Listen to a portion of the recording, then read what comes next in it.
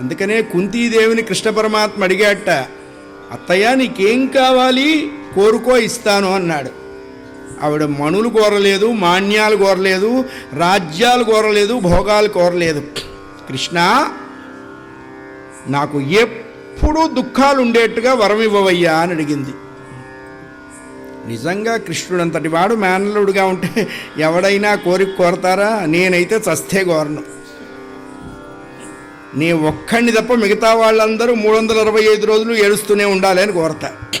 ఎందుకంటే నా బుద్ధి అది కాబట్టి. కుంతీదేవి ఎందుకు దుఃఖాన్ని కోరింది అంటే, అదేమిటత్తా ఈ కోరిక ఏమిటి అన్నట్ట పరమాత్మ. ఏం లేదయ్యా, సుఖం వస్తే నిన్ను మర్చిపోయే ప్రమాదం ఉంది, దుఃఖం వస్తే నిన్ను అసలు మర్చిపోయే అవకాశమే లేదు. నిరంతరము నీవు గుర్తుండాలి కాబట్టి నాకెప్పుడూ దుఃఖాలే ఇవ్వు అని అడిగింది కుంతీదేవి. అందుకనే దుఃఖం మానవ జీవితాన్ని బాగా సానబెట్టడానికి వచ్చేటువంటి ఒక గొప్ప పరికరం. వీళ్ళంతా బయలుదేరారు. నెల రోజుల్లో రావాలి, సీతాక్షేమ సమాచార వార్తతో రావాలి. తప్పదు, వస్తాం.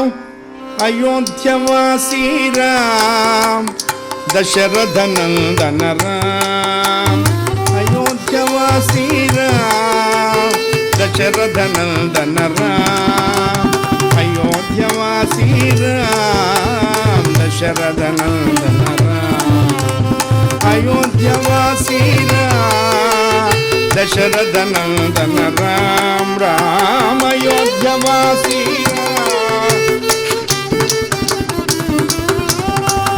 అయోధ్యవాసీ రామ్ దశరథ నందన రామ్, జానకి జీవన పావన నామ సీతారామ శుభగుణ ధామ, జానకి జీవన పావన నామ సీతారామ శుభగుణ ధామ, కారుణ్య నిలయ కరుణా హృదయ, కారుణ్య నిలయ కరుణా హృదయ, కలికల్మష నట సీతారామ అయోధ్యవాసీ రామ్